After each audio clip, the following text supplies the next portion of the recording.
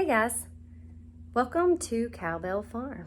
I'm about to show you a few of the items that I have just in my kitchen on my little shelf that I use on a daily basis and how to package them and where they come from. So let's do a little bit of a bulk prep kind of look at just the little staple kitchen area. Let's get into it.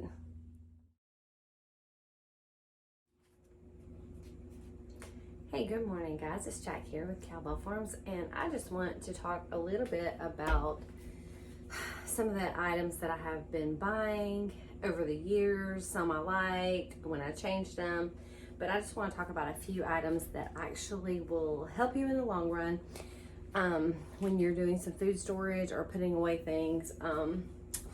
The first thing I want to talk about is the thing that everyone says, dry beans.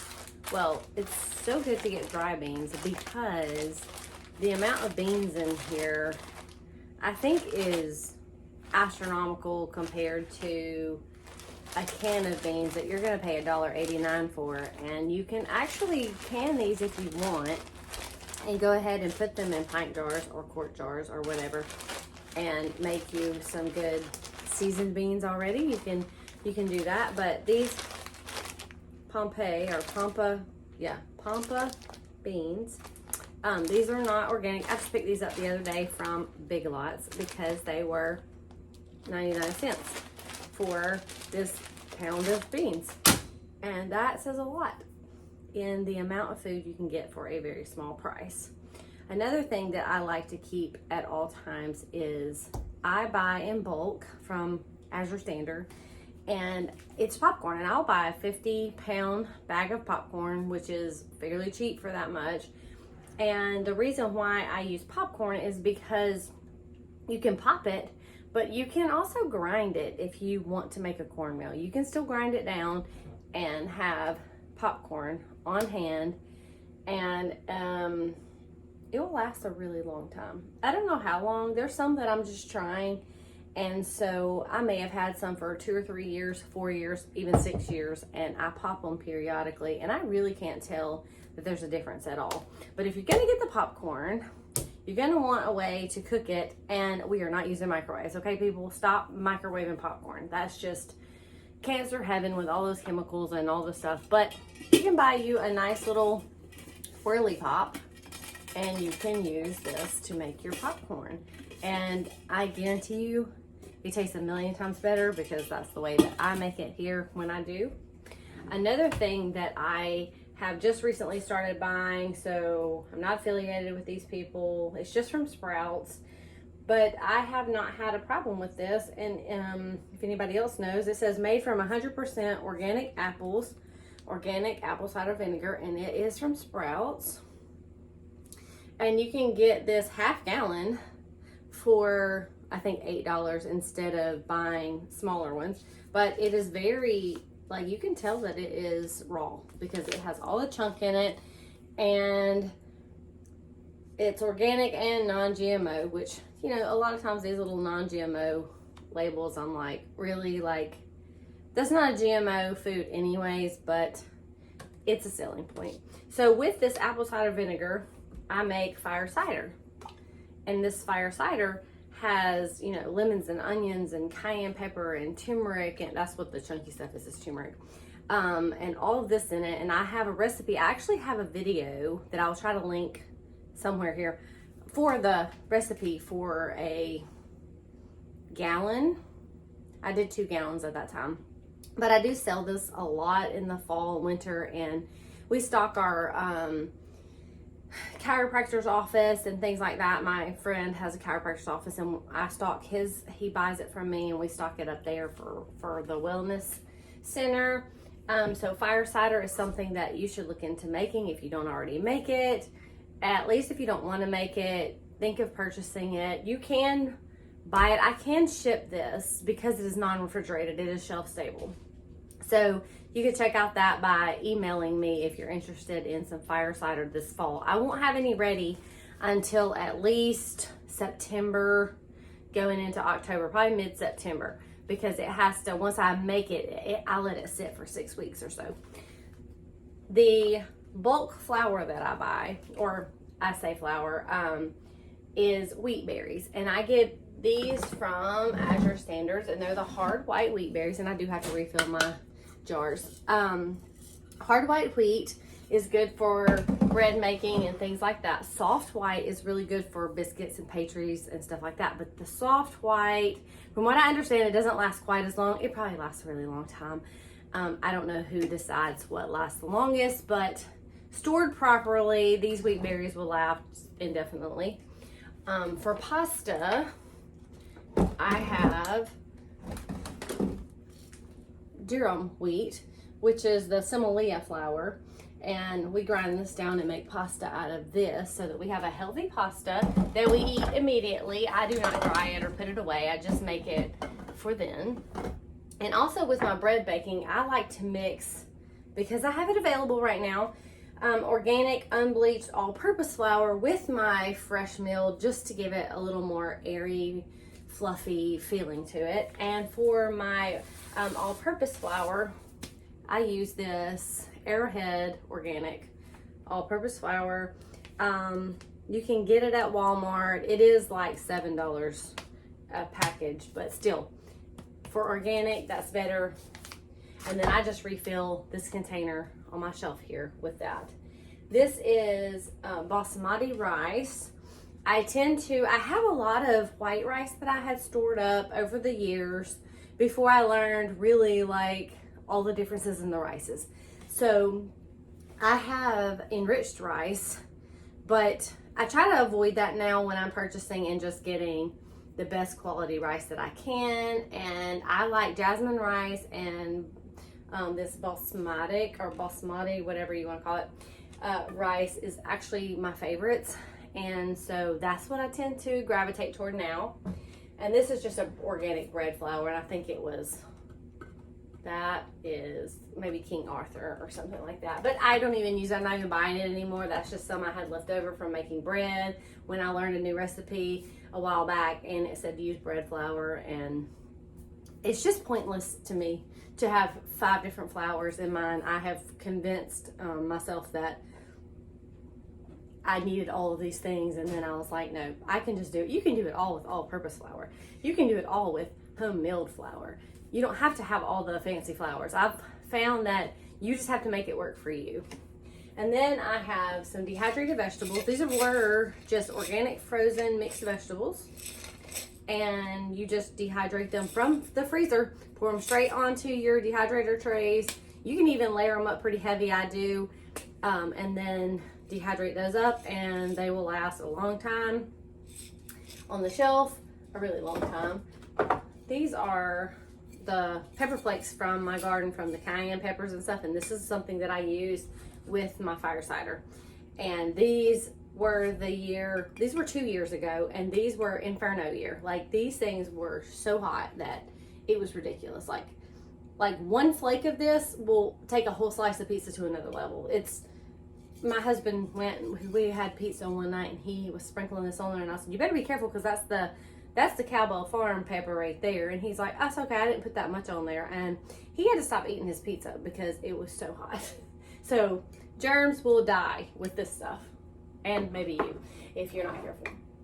I do have some steel cut oats and some rolled oats from Azure Standard that are organic. I do buy rolled oats in bulk. I don't eat a lot of oats. I put them in bread from time to time and things like that. But I have ordered them in 50-pound bags and then we would take them down and put them in Mylar individual bags and kind of conceal them down, so where you're just opening like a small bag at a time, but you're going to save a ton of money by buying in bulk. I don't know if you've ever bought in bulk, but it really does save money, and I'm going to show you a for instance. A for instance is, okay, this says ground cumin, but it's the principle of the matter. So this little bottle of ground cumin, this organic, this one's from Walmart. This is the Walmart brand. It's just the Simply Nature, or it's Simply Nature, so they sell it at different places. Maybe, I don't know, but I've only ever seen it at Walmart.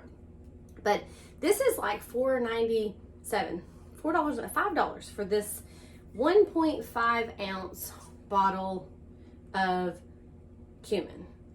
I bought turmeric like this, and I have these little refillable bottles, so I just refill them with the stuff I buy in bulk. But I bought this turmeric powder, which is $5 if you buy it like this. This was $19.99, and it's 5 pounds, 80 ounces, $19. So 20 bucks for 5 pounds, which is 80 ounces, or $5 for 1.5 ounce. This would make a ton of money. If I packaged this into bottles and sold it, I would make a fortune, which I may do later. But I won't be selling them for $5 a bottle. So that's a few things that we have talked about today. Also, cinnamon is a very good buy in bulk. Always buy in bulk. I have cinnamon sticks and organic Ceylon cinnamon, and these are from, I ordered on Amazon, and I think these came from the Ceylon cinnamon, or Ceylon cinnamon might have came from Azure Standard. I ordered from Frontier Co-op, Star West Botanicals, Rose Mountain Herbs.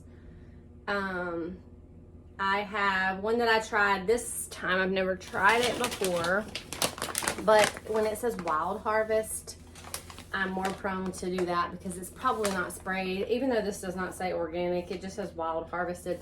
This is a pound of dried mullein leaf, which I grow mullein here, but I can't keep up with the demand with my mullein right now for the amount of syrups and stuff that I make, because I sell mullein syrup really like a major amount of bottles in a month's time here on the farm, and that's one of my most fast selling products is the mullein syrup. And if you don't know anything about mullein syrup, I do mullein. I will tell you my recipe because you don't have to buy it from me. Make it for yourself. 2 cups of water, a half a cup of mullein leaf. Bring it to a boil, put a lid on it, let it steep for 45 minutes, strain it off. I use a cheesecloth because mullein has these little fiberglassy kind of hairs in them, and I really just don't want that in my stuff. So I run it through a cheesecloth or a flour sack towel and squeeze it out. And I do squeeze it to get all the stuff out, and then I mix that with 1 cup of honey, and that makes a good amount of mullein syrup, and it's for anything respiratory, allergies, respiratory. Anytime you wake up and you feel a little like that little cloggy feeling in your throat or in your chest, or you can't breathe, it's helped people with COPD. Long COVID. I have customers that come every week and buy it for their symptoms, and they said that's the only thing that's ever worked for them. And it's not me, because it's just something that God planted on this earth, grew on this earth. So there's just a couple of things. I didn't want to make this too long, but we'll go into a part 2 and 3, or we'll just call them different things in this and that videos. And if you can see behind me, this is my herb / spice cabinet that I built because no one makes a cabinet big enough for the spices that I need. And these are all mostly half pint jars on there, so you can see the amount there are. And then there's some quarts on the top and some little flip jars on these two that I just got at the Dollar Tree. These right here, Dollar Tree flip jars. And then there's gallons and half gallons at the very bottom down there. My thing doesn't pan, so down here we have the gallons and half gallons down at the bottom. And other methods of storage is this vacuum sealing jars, which I prefer to use the smaller ones. That way I'm opening one small one at a time, and vacuum sealing these shut with a vacuum sealer. I can demonstrate that in a different video. I can show you how to package and store that into smaller containers. So when I dehydrate, I also vacuum seal those jars shut. With a powder, I do recommend putting like a napkin folded up, cut, and put them in the top, because it tends to when you're drawing that vacuum, it tends to pull dust up, and sometimes it doesn't seal if the dust gets up on top of the jar. So it's just easier to do it that way. You can vacuum seal almost anything pretty much anything that is shelf stable as it is. You can put beans into jars and vacuum seal those where it's not that necessary, but it does help. Mylar actually keeps moisture out and helps protect that. So there's always the Mylar bag. I do a little bit of all, and I do 5-gallon buckets, which I keep my sugar, my organic sugar cane and things in 5-gallon buckets with gamma lids, so that I can just screw this off, fill up my smaller container, and then put my 5-gallon bucket away. And it's full of sugar, so I'm not going to pull that out. Organic sugar cane, you can get it from Azure Standards. You can also get Wholesome organic sugar on Amazon, and I will try to put a link down below, and it is about $12 for 10 pounds. So it's not bad priced at all. I think you can get a 50-pound bag of sugar, organic sugar at Azure Standard for around $60 something. The wheat is about $70 for 50 pounds of wheat berries, which if you have never ground your own wheat, 1 cup of wheat berries makes more than 1 cup of flour. So keep that in mind when you're grinding. It doesn't make quite 2 cups, but maybe like for every cup it makes a cup and a half. Just kind of, sort of. And dehydrating also, go back to that. I dehydrated, and I would recommend if you do this to put it outside because it smelled really bad. But I dehydrated, I got a big sale on mushrooms, and I dehydrated a whole bunch of mushrooms up and put them on the shelf and vacuum sealed them into jars. This is just one that I actually use pieces of in here. So I have this in a jar just sitting here. So when I'm making cream and mushroom soup and things like that, I can actually just throw some of these in there. But these I vacuum sealed. I actually dehydrated these and put them in this flip top jar. And these are cherry tomatoes that I had, and I actually dehydrated these over 2 years ago, and I still use them. And I was looking through my stuff and going and organizing and trying to see if I needed to get rid of stuff, and I was pulling these out thinking I was going to trash them, and then I tried one and they taste exactly the same as they did. I do, because it's on my shelf, have something that I don't use anymore because it's just semi-waste of time. But if you feel like you need to, is these little silica bags. I don't really know, that's more chemicals or something in your, but it does absorb moisture, so that probably makes it last a whole lot longer. But like you said, if you're trying to avoid things like that, then I don't use them anymore. I don't use them in my Mylar. I just get as much air out as possible, and then I use my little straight iron. I'm so sorry. I forgot what it's called. I'm a hairdresser and I don't even know what it's called. And just get all the air out that you can, and then zip this up, and then I just use a hot iron across the top to seal it. And then I actually put these into tubs that are plastic, or 5-gallon buckets if they're small enough of a bag, and fill them up and put them away, because that way you don't have rodent damage. Because several years ago I had, well, let's go back to, it was about 2017, and I got on this whole, like, I'm going to put everything in Mylar and put it up on the shelves to last. So I started doing like flour, which when I ever do a flour, I don't even put these up anymore, just because, I mean, the date on this is good for, this is April 2025. So we still got a year to use this. It does not taste good after a while, regardless of what you have it packaged in. So I just stopped putting it in there for now.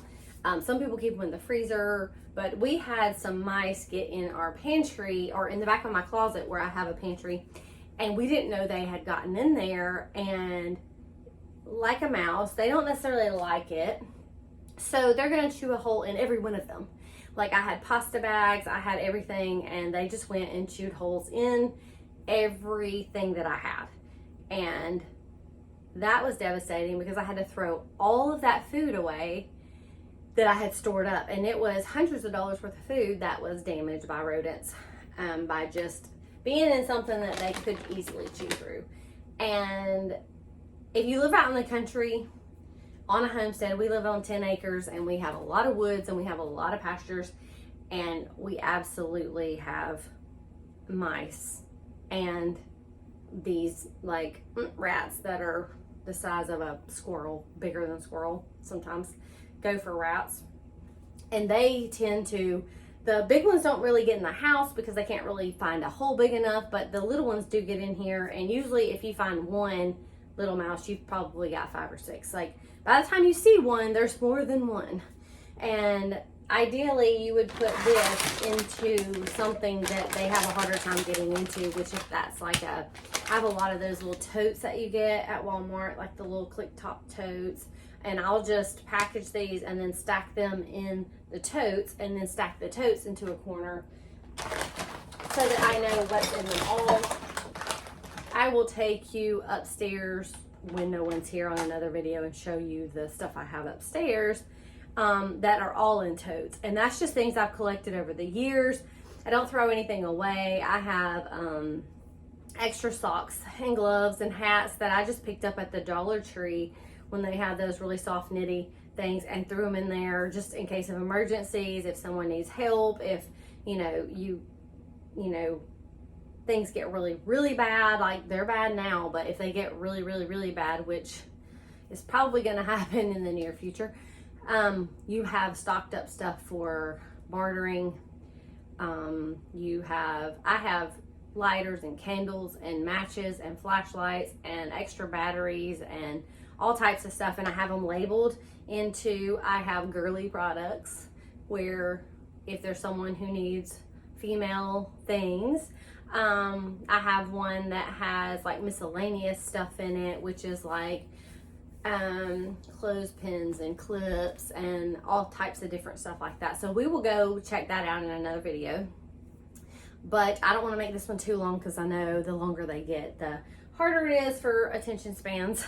And if you're like me, it's really hard for me to sit down and watch a 50-minute video. I don't always have 50 minutes because I run a homestead. And so when you give me 12 to 30 minutes, I can do that. So I'm sorry this went a little longer than I wanted it to, but if you have any questions, please put them in the comments. If you would like a list of things to start buying for your first week of prepping, or I know most of you probably have done this for a long time, but the number one things that you may want. I also buy in bulk salt, and that is a major one because that's something that you need to preserve food, and it tastes good and you need it to actually live. So leave me a comment below, good or bad, I don't care. What's your ideas? If you have some, this is just like a few things of the 50 million that I actually put away. So I also have, just while I'm looking, is this backup.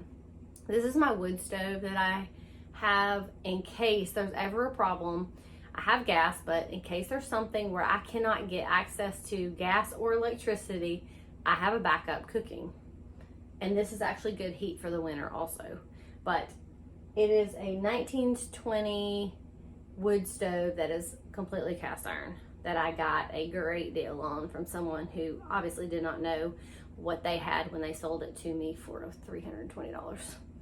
And it's in immaculate condition, and it's 6 burners. So we'll take a look at that another day. And this winter, I'll show you how I light this thing and cook on it, because this threw me for a loop the first time I cooked on it. I was thinking it was going to be, oh, I'll just cook like my regular oven. No, it takes a lot longer to cook on the stovetop, and your oven, you have to turn that thing every 4 minutes. If you put something in there, you got to turn it because there is the firebox beside it, and you really cannot control the temperature in there. I need, if anyone is like an engineer and they have made a heat trivet that would turn by itself with heat, just turning, this cast iron that can go in an oven, please let me know if anyone knows if that exists, because ideally that would be the greatest invention in the world if you could come up with it. I've seen fans that turn by heat, so why couldn't we make a trivet that turned by being heated. So